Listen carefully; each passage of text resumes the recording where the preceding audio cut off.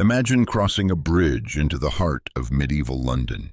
The river stinks of waste, the air thick with the noise of market stalls and church bells. But as your eyes lift past the stone arches and wooden scaffolds, you see it. High above the crowd, mounted on an iron spike, a human head blackened by smoke, hollow-eyed, its mouth locked in a final silent scream. It's been there for weeks, maybe months, but no one dares to look too long, because everyone knows whose face it once was. That was the head of William Wallace. The name still stirs something in us. Freedom, defiance, brutal justice. Most Americans know him, if they know him at all, through a Hollywood lens, painted face blue, war cry, Mel Gibson in a kilt. But the real story of Wallace's death was not a moment of cinematic glory. It was a carefully crafted nightmare, a performance, a public event designed not just to kill, but to erase. Not just to punish, but to send a message that would outlive the man himself. What happened to William Wallace wasn't simply medieval cruelty, it was psychological warfare wrapped in ritual. Every inch of his pain had a purpose. Every drop of blood spilled on cobblestone had been planned. It was the kind of death meant to erase your name from memory. And yet somehow, it did the opposite. In the next few minutes, we're going to strip away the myths and step into the darkness of one of the most terrifying executions in history. This isn't a legend. This is what happens when a king decides that death alone isn't enough, that to kill a man you must destroy what he stands for. Welcome to the death of William Wallace. To understand why William Wallace had to die the way he did, you need to understand the man who ordered it, King Edward I of England. They called him Longshanks, a towering monarch with a temper as sharp as the swords he sent into battle. But behind the steel and ceremony was something simpler, more dangerous fear.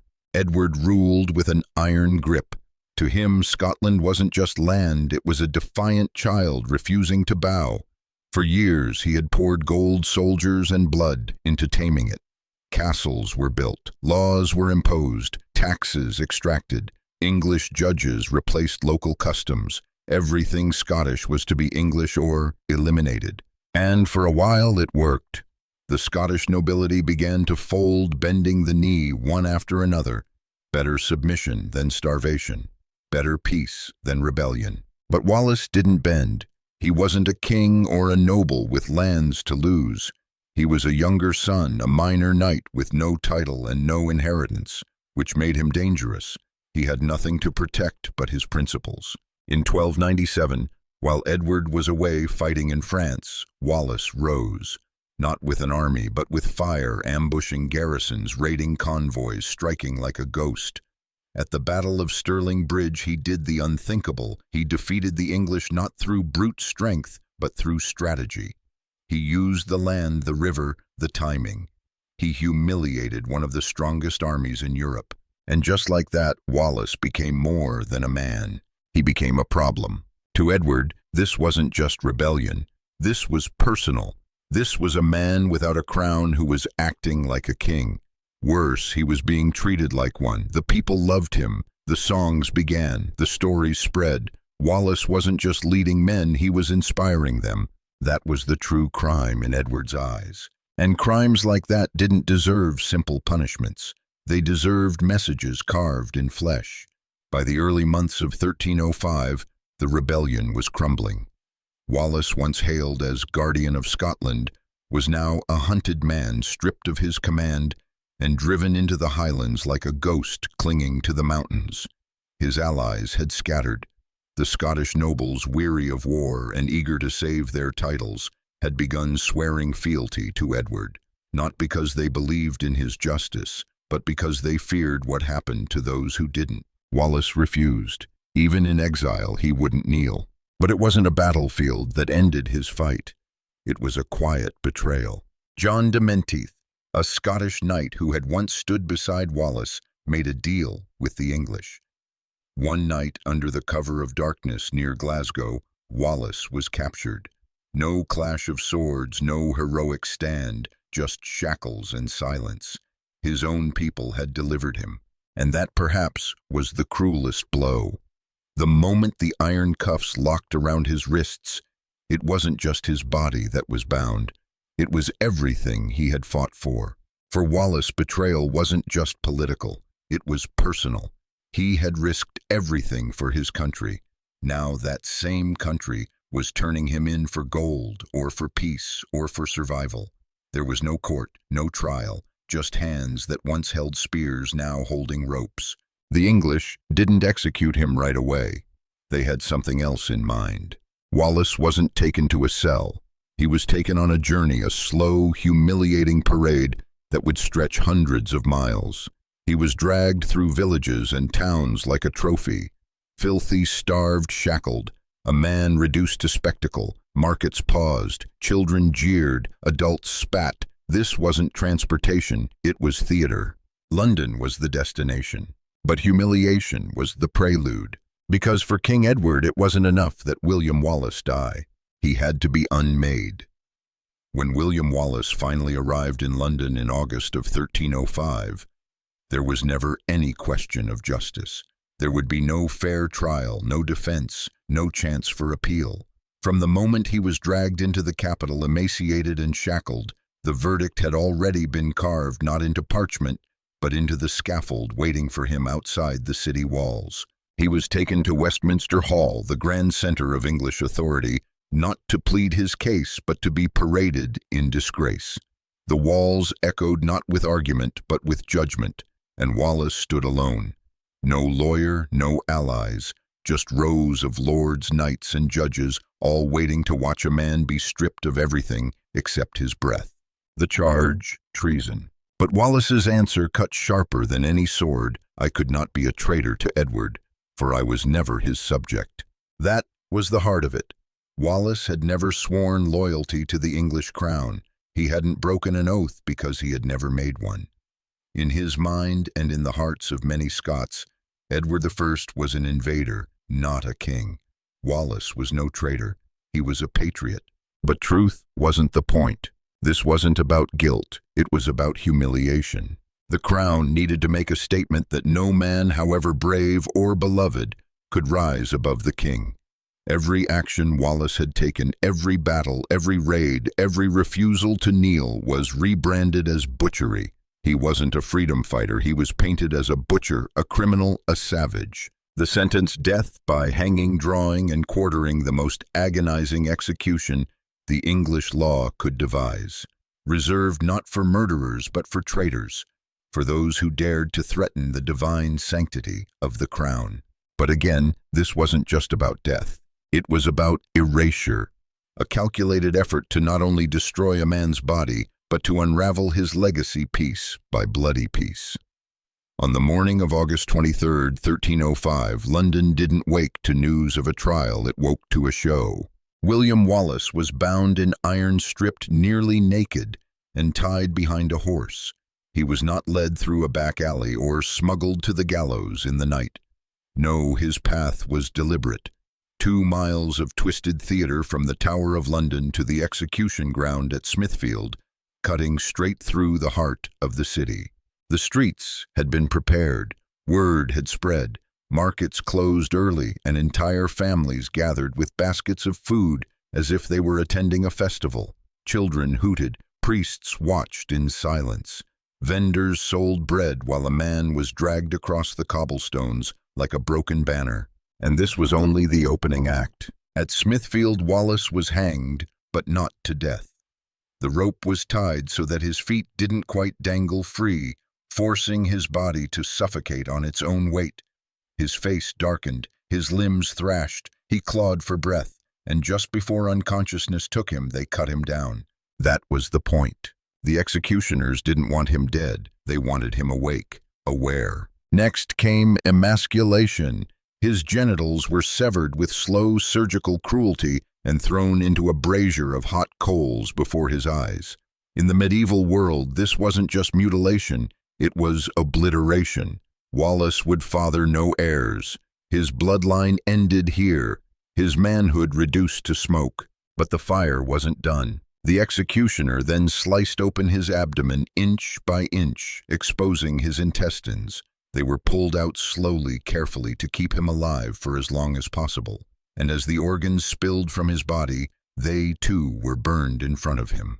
There are accounts that men could remain conscious for several minutes during evisceration if the heart and brain were left untouched. Every movement was part of the message. Only after Wallace's body had been fully unmade, stripped of dignity, lineage, and identity, did they grant him the final mercy, the beheading. But even that, too, had a purpose. His head was severed, boiled to preserve it, and mounted on a spike above London Bridge facing north toward Scotland, as if to say, "This is what becomes of your heroes." His limbs were then hacked from his body and sent to 4 distant cities, Newcastle, Berwick, Stirling, and Perth, each nailed to a gate, each a grotesque warning to anyone who might dream of resistance. This wasn't justice. It was ritualized obliteration, written in flesh, performed for a kingdom. Edward I believed he had done it. With Wallace's body scattered across the realm, with his head rotting above the Thames, the king assumed the rebellion was finished. The symbol had been dismantled, the legend extinguished. All that remained was silence. But something unexpected happened. Scotland didn't fall quiet. It stirred. News of Wallace's execution didn't cow the people, it ignited them. The sheer brutality meant to terrify instead galvanized. His agony wasn't erased from memory, it was burned into it. Tales of his suffering traveled faster than the royal messengers, and they didn't sound like defeat, they sounded like martyrdom. In taverns, in churches, in whispers beneath thatched roofs, Wallace's name took on new meaning. He wasn't just a man who died, he was a man who had suffered for a cause greater than himself. He had been betrayed, humiliated, butchered, and yet he never bent the knee, not once, not even at the end. Within a year, Robert the Bruce, once Wallace's reluctant ally, took up the mantle. And this time the cause wasn't just strategy or land, it was fueled by memory, by rage, by inspiration. At Bannockburn in 1314, the Scots would strike a blow so decisive it would send shockwaves through the English crown. And behind that victory, etched into every sword swing, every war cry, was the ghost of William Wallace. The king had tried to destroy a symbol. Instead, he had built one. Edward's death in 1307 came not with triumph, but with a kingdom still bleeding at the edges. His final years were haunted by rebellion, his dreams of total conquest undone by the very act meant to secure them. Because sometimes the more viciously you try to erase someone, the deeper you carve them into history. And Wallace, beheaded, dismembered, and defiant, had become immortal. Long after his body rotted and his name was condemned by the English court, William Wallace lived on not in bone or blood, but in story. And that, ironically, was the one thing the execution was designed to prevent. The places meant to erase him became sacred ground. Smithfield, where he was tortured to death, would in time host protests, sermons, and even executions of Englishmen who defied tyranny centuries later. The London Bridge, once crowned with his severed head, eventually became not a monument to royal power, but to its cruelty. Even among the English, attitudes shifted. Chroniclers who once mocked Wallace began to soften their words. A few began to wonder, had the punishment gone too far? Had the king's justice turned into vengeance? As centuries passed, the story of William Wallace was no longer simply a tale of rebellion. It became a parable of overreach, a lesson in what happens when a state becomes so obsessed with order that it forgets humanity. And in Scotland he never left. Folk songs carried his name. Children whispered of his battles. In time, he was not remembered as a warrior who lost, but as a man who proved that losing a battle doesn't mean losing the war. His legend only grew, bending facts into fable. But the core truth endured. He had stood when others bowed. He had fought when others compromised. Generations later, long after his quartered body had turned to dust, a statue would rise in his honor. Not far from Stirling Bridge, where his unlikely victory first shook an empire, Wallace would return, this time carved in stone, towering over the landscape he once fought to protect. He was meant to be forgotten. Instead, they built monuments in his name. That's the irony of terror. You can spill blood across every corner of a kingdom. You can hang a man, cut him open, burn what remains. But you can't kill an idea. And Wallace was no longer just a man. He was a message. More than 7 centuries have passed since William Wallace was dragged through the streets of London. The gallows are long gone. The gates that displayed his limbs have crumbled. The crown that sentenced him no longer rules Scotland, but the execution that was meant to erase him still lingers. It lingers in how we talk about freedom, in how we remember those who dared to resist when resistance meant death. It lingers in the discomfort we feel when power punishes not just to correct, but to dominate.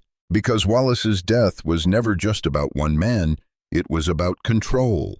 The kind of control that relies on fear, humiliation, and spectacle to preserve itself. The kind that turns punishment into performance, hoping that by showing enough pain, it can keep people silent. But history doesn't work that way. People don't work that way. We remember the pain, and we question why it happened. That's the power of legacy. It survives the scaffold. It slips past the sword. Wallace was supposed to be erased from the record, his death designed to frighten every future rebel into obedience. Instead, he became a symbol that outlived every man who condemned him. Today, when we look at how governments use fear, when we hear stories of whistleblowers, protesters, exiles, people who defy power at personal cost, we can hear faint echoes of Wallace's story. Not because we romanticize suffering, but because we understand what it means to stand alone in front of something bigger than you and still say no. In that way, Wallace isn't just Scotland's hero. He's a mirror, a reminder that power, even when dressed in robes and crowned with gold, fears one thing above all: a man with nothing to lose and a cause he refuses to surrender. And no execution, no matter how horrific, can silence that forever.